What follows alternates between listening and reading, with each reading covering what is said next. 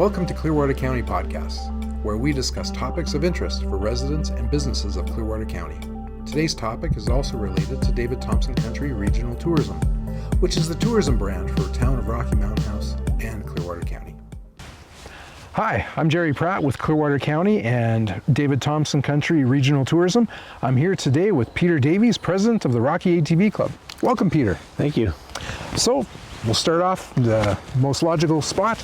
What is the Rocky ATV Club? Okay, well, the Rocky ATV Club is a club of riders from all over the province. We have members from Calgary to Edmonton to Saskatchewan. We have members from all over the place.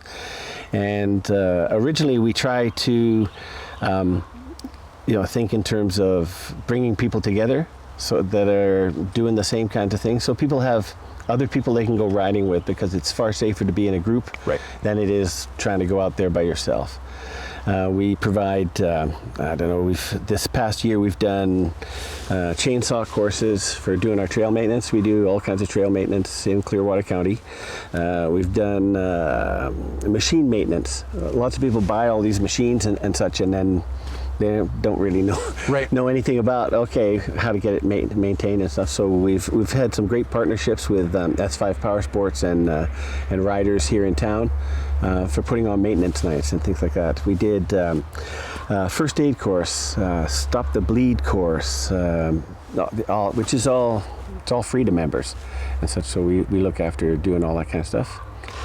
We provide maps, trail GPX tracks, and then I guess we also offer weekend campouts, the poker rally. We have a kids ride coming up on July 4th. We have a kids ride where kids come out and learn how to be safe on their ATVs, whether they be dirt bikes or those little quads or whatever the case is. We set up a little track for them to learn how to ride on and such. So the club itself, yes, we do maintenance, but it's more about bringing people together and participating in a safe environment.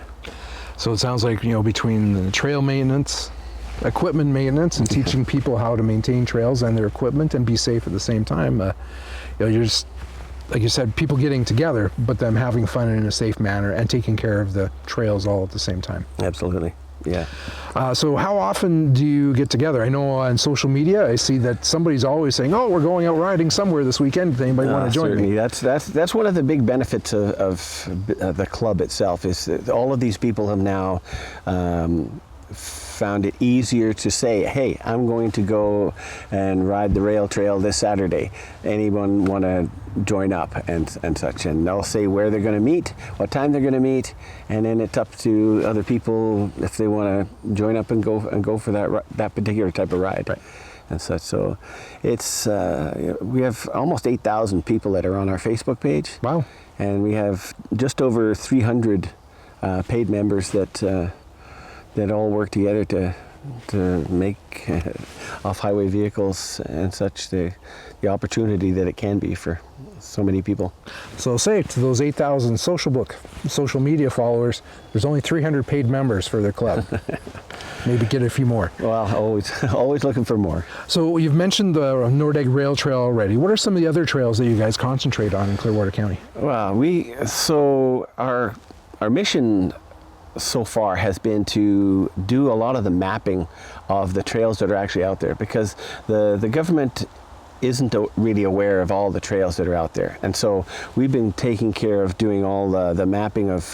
So we did mapping again, rail trail, the newly formed Meadows Creek Trail system. What we refer to as Rig Street, all of that's been down near Caroline, Caroline and such. We're doing this summer. We're doing all of the trails that are in the campground 752 westward campground area, near Prairie Creek. Okay. So we're doing all of the trails, mapping all the trails, and surveying the trails as well. So as we ride along, we look. Okay, this needs to have some better drainage. It's getting worn down, so we need to make sure that the drainage is taken care of and things like that. So that's been our primary goal over the last few years, is to get all of those mapped and then put forward to the government through the Alberta Off-Highway Vehicle Association. We're members of them, so we give them the information, and they share it with the government as trying to give us the funding and such to be able to maintain and develop the trail so they're safe for everybody. And so things like waterway crossings, identify where bridges might be needed and appropriate culverts and those kind of things. Yeah. The whole part of that. That's great. Yeah. So do you have a specific trail that's your favorite? Oh, my favorite. Favorite. I think probably right now the Meadows Trail is my favorite because it's accessible to anyone and everyone. It's not a high-tech trail. It's not all about mud and bush winding and all that kind of stuff. It's a pretty wide open kind of trail. But the nice thing from my perspective is that it gives you the opportunity to go down to the North Saskatchewan, to see the whole gap, to come up, to go up to some of the higher ridges so you can see pretty much forever, right. kind of thing. So that trail is probably my favorite, but there's all kinds of my favorites anyway. There's going up Rand Mountain has always been a favorite, or Limestone Mountain, where you can get up to a very high point and see forever. Yeah, literally forever. Big view. But it's beautiful. So one of the things that I appreciate about your club, and whether it's a hiking club or a canoe club in the area, is how much you take stewardship of the land seriously. Absolutely. I know that your club goes out and enjoying the trails, but you're also picking up garbage and other things that are left behind all the time, trying to make it better for everybody. Yeah, that's probably one of our proudest things so far. Has been we won the county stewardship award in 2025, and whenever we're at trade fairs or club events and stuff, we'll have that sign out just to remind people this is what we do. This is how we go about doing it. Because if people are not respectful of the land, or they're just abusing things, it's a bad name for anyone and everyone. And we talk many times about here's how you actually operate on a trail. This is what good riders do. Try and frame it that way, so that people that are just starting out at least have the right messaging right from the start, right from the get-go. Because when I started, I think one of the big things that I saw was people were just being rampant. And just like they're going just crazy speeds and just looking like they're just ripping things up. Well, as I've gotten more experience with what's going on, is that I'm seeing less and less of the just ripping it up guys, and I'm seeing a lot more of families that are out taking three generations making a weekend of it. Absolutely. Yeah. When we did a ride for the councillors, we did for the county councillors and the town councillors a couple of weeks ago, and it was nice to see people that have been here forever that had never experienced a rail trail. Right. And so it was nice to take them out and show them what it is that we do and how we operate. And more people, as they become members of clubs and such, I'm not seeing, we were talking earlier about the whole, ripping things up and such. That's not us. That's not club members, and I'm sure the, ourselves, or the bike clubs, or the canoeing clubs, or the horse trail riders and such. That's not those people. Those people join clubs because they are stewards of the land, and they do care about what they're doing and such. And so I think it's getting, from my perspective, only been in this a few years in comparison, but it's getting better and better, because I think the message is getting out there. Yeah, I think compared to 20 years ago, about time I moved here, people do have different attitudes. I'll also say, even when people are doing things, if they identify that somebody's doing something that's not appropriate, they're willing to bring it up. which I appreciate. I also appreciate, your club, along with the Clearwater Trails Initiative, the county, Parks and Forestry. Like, this is not any one club or one organization that is developing and maintaining these trails. No. It's there's official organizations like Clearwater County and Forestry and Parks that built the rail trail. There's the Clearwater Trails Initiative that have done incredible work down in Rigg Street in the Meadows area. And all of you clubs, including some hiking clubs and so on, they're all taking care of it together, and they're letting each other know the information. If there's a washout someplace or something like that, you let people know so it can be taken care of properly. Yeah. A good example of that is last year they were running an ultra marathon in Nordegg. I think they call it the Black Lung Ultra Marathon. It was in the middle of September. Yeah. But when we were doing some surveys of the trails around Nordegg and such, doing the same kind of things, and but we noticed that there was a few sections that they had marked off as being part of their route. And we were going, okay, this isn't safe. So we went in and made sure that the tree limbs were all out of the way and not going to be falling on people or people running into them and all that kind of stuff. Right. And we just thought, okay, this is their route and their trail and such, but we can make it a little safer here for them, and so we did. So yeah, there's that kind of cooperation that really is going on more and more.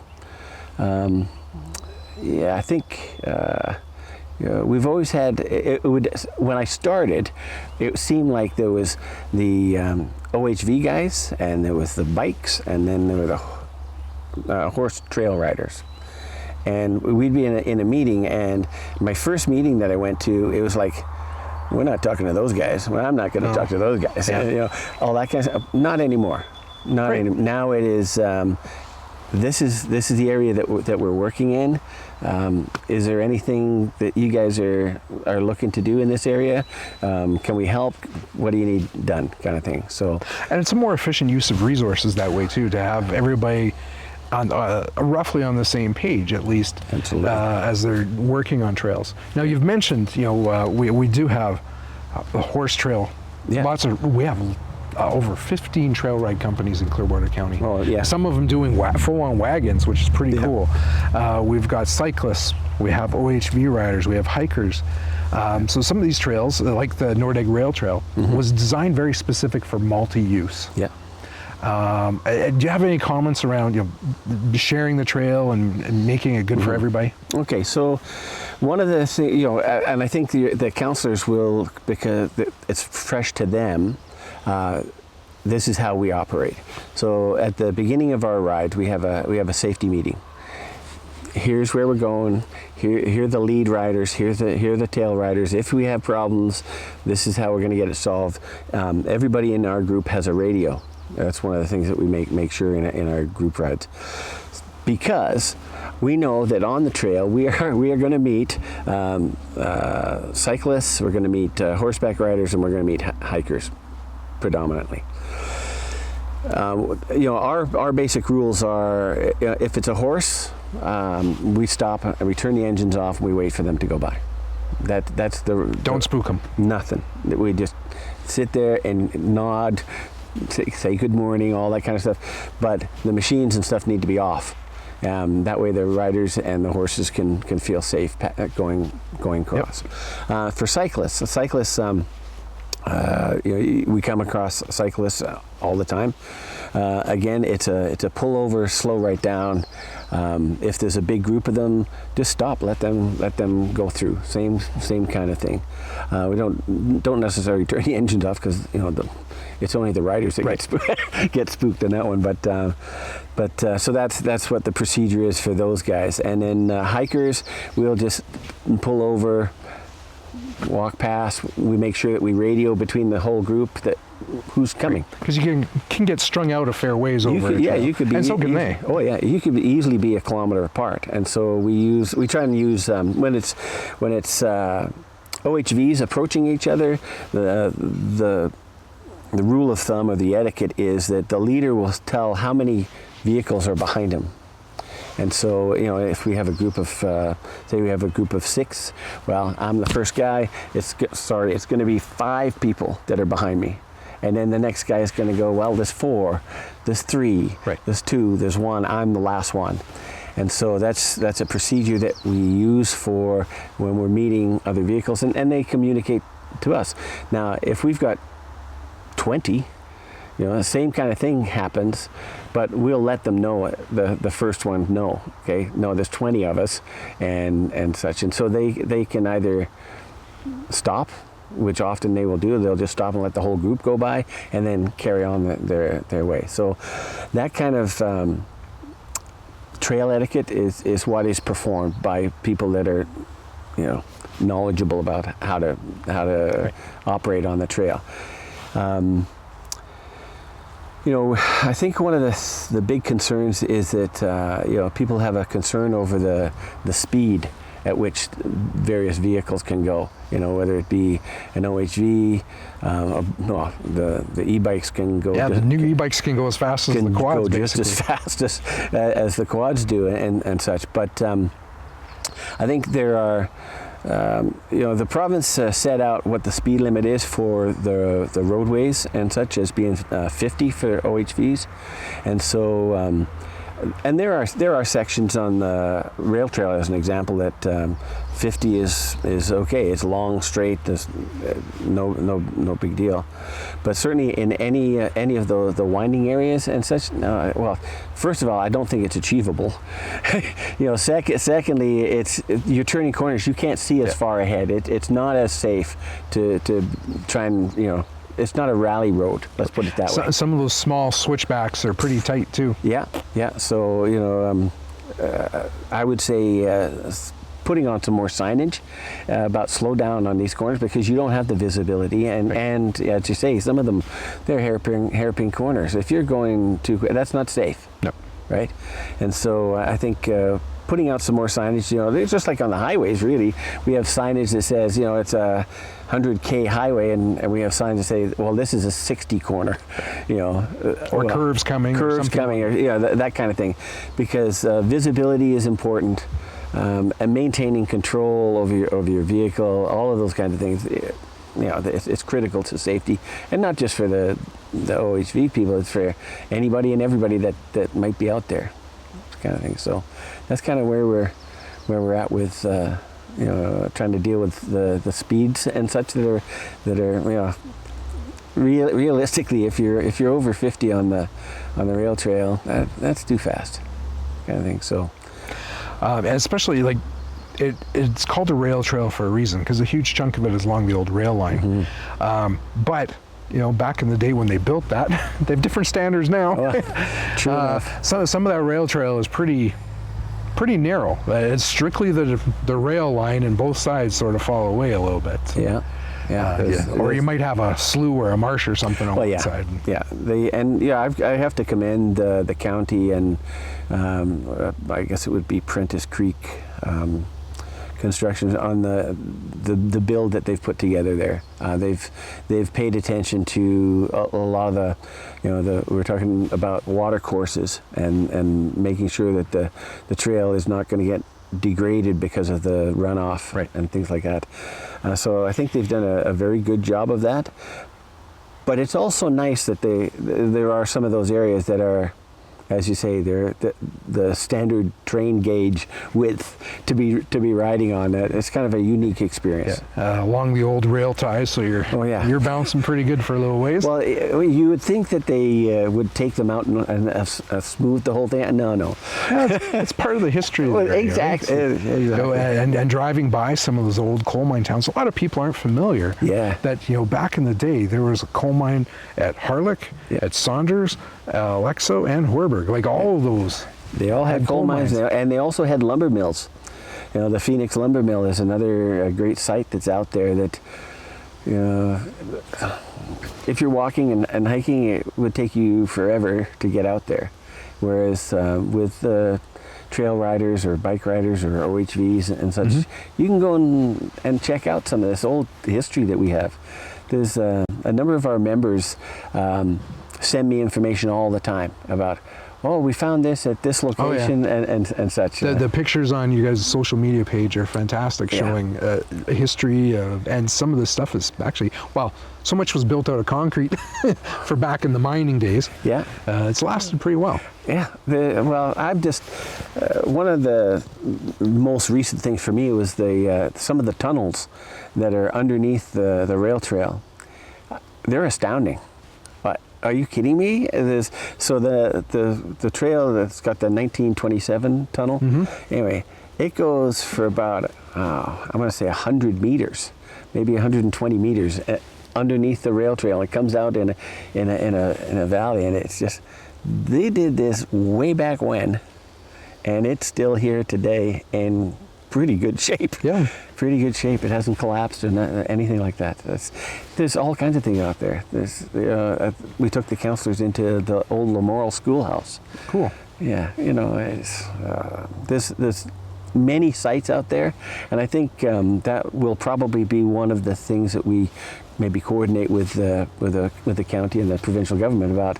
Okay, we know of these sites, and we think that there's a suitable trail that can go in, and you can view this site and not trash the place. That's I think that's one of the fears that some of the folks have, is that, I know about this place and you know about this place, but if everybody knows about this place, it might be a problem. And I'm hoping, and I know the province is putting up some more signage, I'm hoping, some of the kiosks that talk about the history of the area, basically saying please protect it and don't destroy at the same time. Now, you mentioned you have an event coming in July. Do you have any other major events that you hold? Yeah. So we have Kids Ride that comes up July 4th, and then our biggest event is normally the poker rally. We used to just do a camp out, and then everyone was there. Now you're too big. Well, it's just people want to do these poker rallies, and of course it was a great fundraiser. So last year we said, okay, well let's do a poker rally on the same weekend that we normally do our camp out on. Well, it was a massive success. Like it was far more than we expected. So we're going to do it again, and we're probably going to keep doing it because it is a beautiful site, and we had 200 people participate last year. Wow. August, I think it's the Saturday in August 8th or 9th. We camp out for the weekend, and we do our thing. We have all kinds of little other trail rides and stuff that go on, and then we have the poker rally on the Saturday, and I'm not sure, we'll probably either go to Hummingbird or somewhere else on the Sunday and make a nice weekend of it. And everybody enjoys Miners Cafe pie. You can't go wrong if you stop for a pie in Nordegg. That's for sure. Yeah, it's that main trail, the rail trail. There's so many views. The Tauntaun Trestle, which is just, I show pictures. I go to trade shows and I show pictures of that, and people can't believe it even exists. Like, it's just such a beautiful spot. And that's just one. Like, from so many people, that's the most recent. Yeah. But we have so many places. There are. Throughout the county, and I have to give all the kudos and credit to your organization, the Bighorn Standing Committee, all these different organizations. They're trying to build better trails so they can be more sustainable, more lasting, and provide people with those views and experiences that they're really craving. Yeah, I think you hit the nail on the head because as we were talking about some of these sites, they need to be protected, because I think they're history, and probably everybody else thinks they're history. And so by putting in proper trails and proper drainage and such, we'll protect those trails, and then thereby hopefully protect the sites that people want to go and see. And then everybody gets the chance to enjoy it, rather than just a select few that know the secrets. Yeah. So here's an example of that. I was thinking, okay, so we have the Tauntaun Bridge that gets built, and we are all enjoying it and stuff. And now they've built a parking lot up above. The viewing area. Yeah, with steps that come down to it. And at first I was thinking, wow, that's kind of cheap. But then I was thinking, that was my selfish part. And then I was thinking, no, you know what? It's impressive. People need to see what we can do when we put our minds together to make things better. And it's a beautiful road, beautiful access area, great views all the way around. Absolutely. I think one of the county councillors that came on the ride at first seemed, I think he was a little negative on the amount of money that had been spent on either the Taunton Bridge or the rail trail and such. But after having gone and seen it, and seen how things operate and how many people were there, like on this day that we went, there was probably another 30 people, maybe 40 people. Yeah. At the same time, we were at the Taunton Bridge doing the same thing. All enjoying the views. There was 2 or 3 families were having a picnic at the picnic tables. It's a great facility and I know that by the end of our ride and such, he was realizing how many tourism dollars comes into our county, based on things like having the rail trail, having the Taunton Bridge, having places to go, all of the other trails that we have available to us. There's a lot of money in that comes into our communities, both Rocky and Nordegg, and Caroline for that matter as well, right? All of our communities are benefiting from increased amount of tourism because of, I guess, the investment that goes into making some of these places great places to go to. So to finish off, is there anything you'd like to say just to the people that might be watching this, and sort of a president's closing out message? Oh, well, I think the first thing would be get involved with clubs, and it doesn't matter, it's great if you want to be involved with the Rocky ATV Club. We'd love to have you. But if you're a horseback rider, get involved with your clubs. If you're a bike rider, get involved with your clubs. But remember that we're all actually working together here. A lot of it is communication, and I think clubs provide that opportunity for people to get together to go and do these activities that we all love. And it's from my experience so far, we've grown from 20 people to over 300 people. That's impressive. That want to do the same thing. So that's kind of cool. Yep. Well, thank you very much for meeting with me today and talking about your great club. Awesome. Thanks for having me. Okay. Perfect timing.